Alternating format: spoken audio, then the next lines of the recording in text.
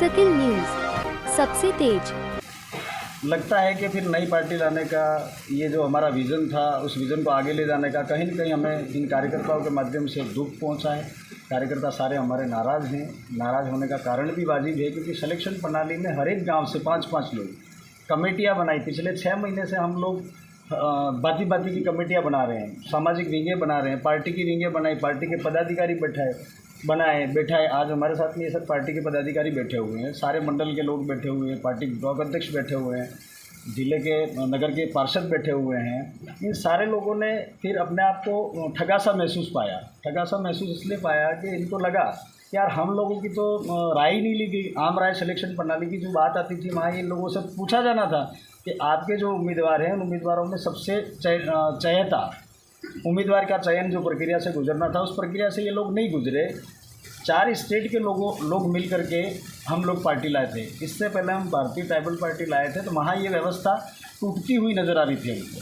टूटती हुई नज़र आने के कारण हमने ये सोचा कि अब एक नया दल लाएंगे। नया दल ला करके यहाँ के सभी लोगों के लिए, सभी गरीब पिछड़े लोगों के साथ में हम लोग न्याय करेंगे। इन न्याय के साथ में इन लोगों के साथ में कहीं न कहीं आने वाले भविष्य में अच्छा काम होगा, ऐसा हमको लगता था। लेकिन आज जो ये घोषणा करके हमारे जो कार्यकर्ताओं का मनोबल तोड़ा है, ये हम जायज़ नहीं मानते। हम तो ये जो 4 स्टेट के लोग आए थे या कौन आए थे केंद्रीय एकीकरण समिति में, हमें नहीं पता, क्योंकि हमें उस चीज़ के बारे में जानकारी नहीं है। इन लोगों ने हमें नहीं बताया। हम तो यही चाहते हैं कि इस टिकट की जो घोषणा आपने करी है वो बदल दीजिए, नहीं बदली जाए। अगर आप लोग इस चीज़ को नहीं बदलते तो आप आपके ही विधि विधान से परे हैं, आप आपके विधि विधान से दूर हुए हैं। आपने ही विधान बनाए थे और आप ही तोड़ रहे थे। फिर आने वाले वक्त में हमारा हर एक कार्यकर्ता टूटता हुआ जाएगा, टूटेगा। वो पहले तो बीजेपी कांग्रेस को छोड़ करके इधर आया है। आज अगर भारत आदिवासी पार्टी के साथ में भी ये लोग ऐसा करते हैं और ऐसा होता है, तो फिर हमको ये लगता है कि फिर हम लोग कहाँ जाएंगे। हम इन गरीबों की आवाज़ उठा करके इनको आगे कैसे ले जाएंगे। आज एक गरीब घर का लड़का ये सोचता है कि मुझे राजनीति में कहीं न कहीं आगे जाने का मौका मिलेगा। पिछले चुनाव में राजकुमार रोत बीटीपी से विधायक रहे, वो एक बिल्कुल गरीब घर से थे। इस वजह से हमारा आज ये जो कार्रवाई है वो आपने 10 तारीख को पार्टी लॉन्च के दिन देखा होगा, बहुत ज़बरदस्त हुआ था। लेकिन आज जो इन्होंने ये कार्य किया है, 4 जगह इन्होंने जो टिकट दिया है, वो टिकट देने का जो फैसला है वो इनका गलत फैसला है। इन्होंने जो तरीका अपनाया वो बिल्कुल गलत तरीका है। और इन्होंने जो आधार रखा है कि एक्सीडेंट की वजह से हम इन 4 जगह ये टिकट बांट रहे हैं, तो ये हमारे कार्यकर्ता नहीं मान रहे। कल उठ करके समाज में काम करते हुए बहुत से लोग एक्सीडेंटल हो जाएंगे, बहुत से लोगों के साथ में हाथ पैर टूट जाएंगे, तो वो हर आदमी आके टिकट मांगेगा। कागरी डूंगरी में 2 लोग मर गए, उनके भी घर से कल उठ करके तो आ जाएंगे कि हमारे भी लोग समाज के लिए मरे, तो हमको भी टिकट दीजिए।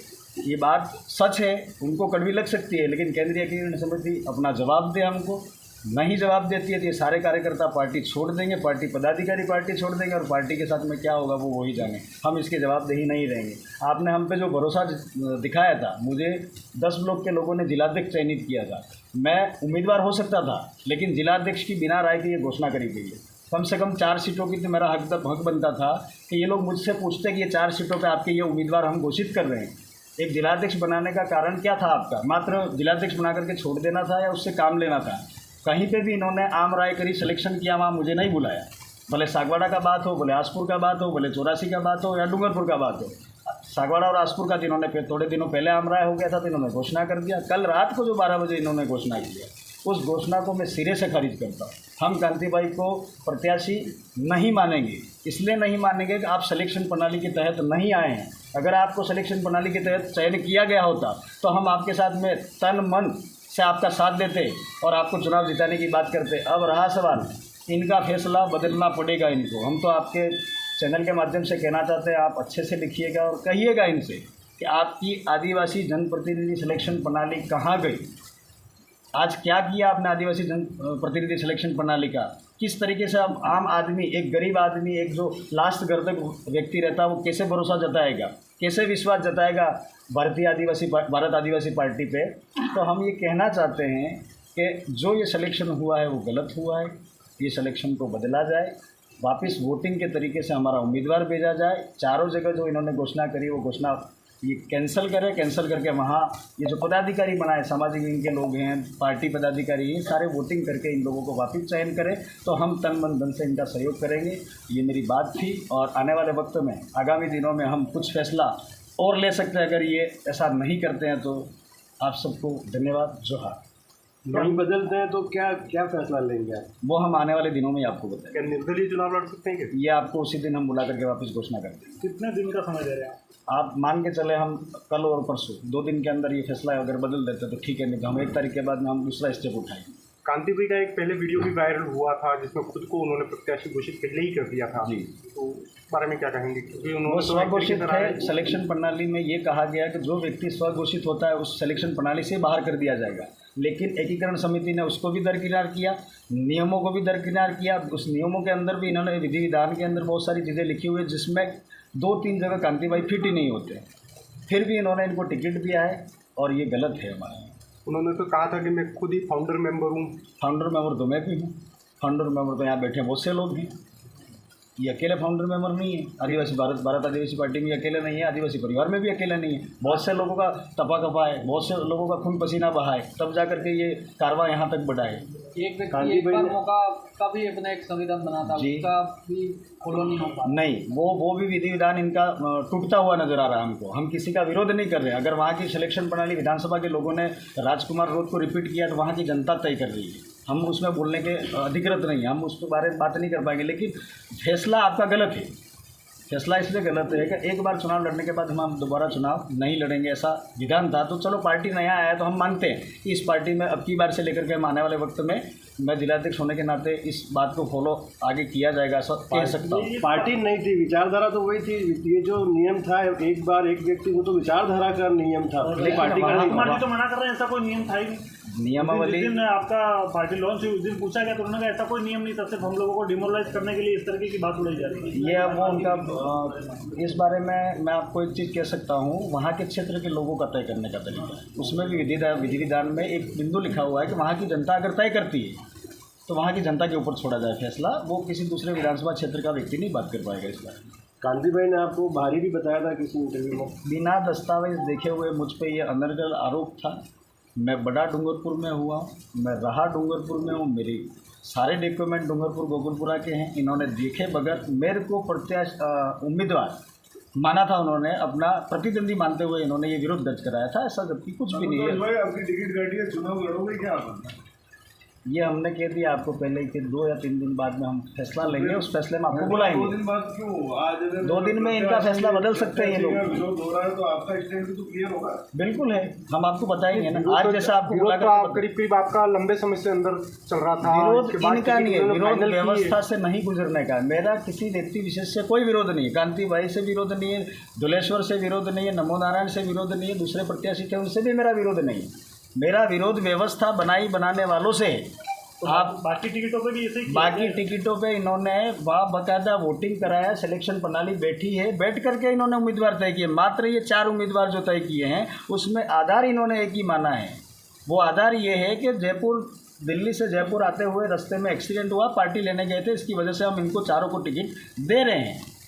कि जो लास्ट सूची आपके पास में आई है ये हम लोग गलत मानते हैं। इस सूची को, ये गलत सूची है। आपने सिलेक्शन प्रणाली का दौर से आप गुजरे ही नहीं हैं। आप डर रहे थे कहीं न कहीं कि इसमें सही लोगों का चयन होगा, इसलिए हम सिलेक्शन प्रणाली को दरकिनार कर देते और डायरेक्ट घोषणा कर देते। नहीं, डूंगरपुर जिले की 4 सीटें आपसे कह रहे हैं, आप पूछेंगे कि आप जिलाध्यक्ष तो ये जो 4 मुद्दा घोषित किए हैं आपकी नजर में अमान्य है? 4 उम्मीदवार अमान्य नहीं, 2 उम्मीदवार जो वहाँ की जनता ने आम राय करके सिलेक्शन में दिए हैं वो मानते हैं हम लोग। 2 उम्मीदवार जो हैं सागवाड़ा का और डूंगरपुर का उम्मीदवार, इन्होंने बिना सिलेक्शन प्रणाली के गुजरे हुए इन्होंने घोषित कर दिया है। इसका हम विरोध कर रहे हैं। सागवाड़ा में कौन सिलेक्शन? आपके पास लिस्ट पड़ी, आप देख लीजिए। विरोध है क्या? वहाँ के लोग विरोध दर्ज कराए, इसमें मैं कुछ नहीं कह सकता। आप जिलाध्यक्ष, आपके पास जिला मैंने आपको पहले ही जवाब दे दिया इस बारे में। मैंने आपको जवाब दे दिया कि हमें नहीं पूछा गया है। कार्यकर्ताओं ने अब तक क्या फीडबैक दिया है? कार्यकर्ता डूंगरपुर सीट को लेकर डूंगरपुर सीट के कार्यकर्ताओं को लेकर के हर एक तबके में अब की बार हमें ऐसा लगा था कि सारे लोग जो इस विधानसभा क्षेत्र में आते हैं वो किसी भी कौम के हो, किसी भी कम्युनिटी के हो, किसी भी समुदाय के हो, उन सब ने अब की बार मानस बनाया था कि अगर टिकट अच्छा मिलता है, अगर टिकट सही जाता है सिलेक्शन में, तो हम सारे लोग इनको मदद करेंगे। तो वो सारी भावनाओं को साथ में इनका हाथ हुआ और कार्यकर्ता नाराज है इस बात को। भारतीय आदिवासी पार्टी के जिलाध्यक्ष है, अगर फैसला नहीं बदलती है पार्टी तो आप अपना आपके साथ कितने लोग, क्या पूरा संगठन आपके साथ जाएगा या कुछ लोग आएंगे? संगठन के सारे पदाधिकारी, कुछ लोग नहीं है, कुछ पदाधिकारी नहीं हो सकते हैं, तो वो जवाबदेही उनकी खुद की रहेगी। हम तो अधिक जिन्होंने टिकट तय किया सभी आ रहे हैं, तो टिकट तय करने वाले कौन? केंद्रीय एकीकरण समिति, उसमें मुझे नहीं ध्यान है कौन कौन बैठे थे, उन्होंने फैसला सुना है। केंद्रीय एकीकरण समिति भी तो आप लोग जो पार्टी लाए उन लोगों ने बनाई होगी। कौन है? केंद्रीय एकीकरण समिति के बारे में हमें अवगत नहीं कराया गया है, इसी वजह से ये विरोध दर्ज कराया है। एक तरीके से माने मनमाना फैसला, ये आलाकमान की तरह ही है। तो आप ये माने कि मतलब जिन लोगों को चुनाव लड़ना था उन्होंने नई पार्टी बनाई, एक जिनको चुनाव लड़ना था वही पार्टी, उन्होंने ही पार्टी बनाई, सिर्फ यही कह सकते हैं? लड़ने के लिए पार्टी बनाई, खुद के चुनाव लड़ने के लिए चुनाव लड़ने के नहीं, लिए पार्टी ऐसा बनाई। ऐसा समाज को ऐसा हम नहीं कह सकते, इसलिए नहीं कह सकते कि सिलेक्शन प्रणाली बाकी जगह सही सलामत है, हम 4 जगह पे ही सही सलामत है, इसलिए हम आपको ऐसा जवाब नहीं दे सकते। ये गलत बात है आपकी। केंद्रीय कमेटी ने उम्मीदवारों से राय मशविरा करी थी या डायरेक्ट डिसीजन आपने एक लाइन में प्रस्ताव पारित कर दिया?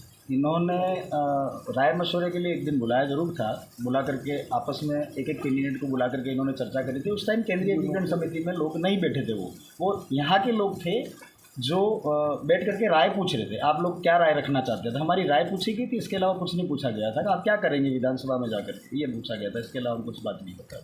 आदिवासी परिवार ने पार्टी समाज के विकास के लिए बनाई थी, ऐसा आपने बताया था पहले, और ये कहा गया था कि भाजपा और कांग्रेस राजनीति करते हैं, हम राजनीति करेंगे नहीं करते, हम समाज के लिए बात करते हैं। ऐसा ही लगता है कि अब भारतीय आदिवासी पार्टी भी बीजेपी कांग्रेस की तरह राजनीतिक पार्टी जैसी बिहेवियर कर रही है। व्यक्ति विशेष की पार्टी पहले ये कहा गया था कि भारतीय आदिवासी पार्टी में आलाकमान ही नहीं है, ये कहा गया था, अब आपके भी आलाकमान आ गया जो मनमाने फैसले ले रहा है। पहले तो मनमाना फैसला तो हमने पहले ही कर लिया, फैसला केंद्रीय एकीकरण समिति ने लिया है। कुछ लोग बैठे होंगे, वो जवाब देंगे, किसी भी माध्यम से दे, हमें उससे मतलब नहीं है, वो किस माध्यम से देते, हमको बुला के दे या किसी और माध्यम से दे, वो जाने। लेकिन कांग्रेस और बीजेपी का जहाँ तक मामला है तो वो लोग सत्ता में बैठे होंगे, राज्य सरकार में भी वो लोग बैठे हो, केंद्र सरकार में भी बैठे हो। यहाँ के अनुसूचित क्षेत्र के बारे में, अनुसूचित क्षेत्र के डेवलपमेंट के बारे में आप सब लोग जानते हैं, आए दिन आप लोग देख रहे हैं कैसा क्या बिहेव किया जा रहा है। तो भारत आदिवासी पार्टी चाहती थी कि यहाँ जितना पीड़ित वर्ग है उन पीड़ित वर्गों के साथ में खड़ा रहना है, तो आज भी खड़ी है, कल भी खड़ी रहेगी। हम 4 जगह को लेकर के आपसे बात कर रहे हैं, ये जो प्रक्रिया है उस प्रक्रिया से ये लोग गुजर जाए, बस हमारा ये सीधा सवाल ये है कि आपने कहा था कि बीजेपी कांग्रेस में आला कमान होता है, आदिवासी परिवार में जनता ही आला कमान है। बिल्कुल लेकिन अब यहाँ पर भी आला कमान आ गया। हाँ, ये कह सकते हैं। कुछ लोगों को द्वारा चयन किया हुआ प्रक्रिया है, इसलिए हम इस चीज़ को नहीं मान रहे, ये तकलीफ है हमारी। ये नामांकन का दिन निकट है, ऐसे में सागवाड़ा और डूंगरपुर को लेके देरी की आपके आलाकमान ने, ये आप कहना चाह रहे हैं? आलाकमान ने देरी भी करी, मेरी जानकारी में नहीं है, आधी रात को इन्होंने फैसला लिया है। अब फैसला कौन से दिन लिया मुझे नहीं जानता। आपकी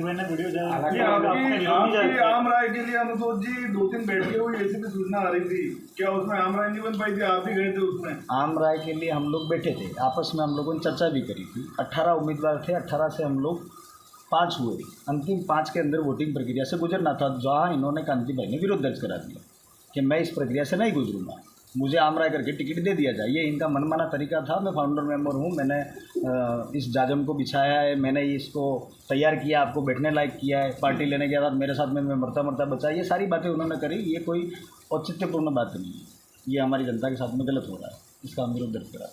हाईकमान को चाहिए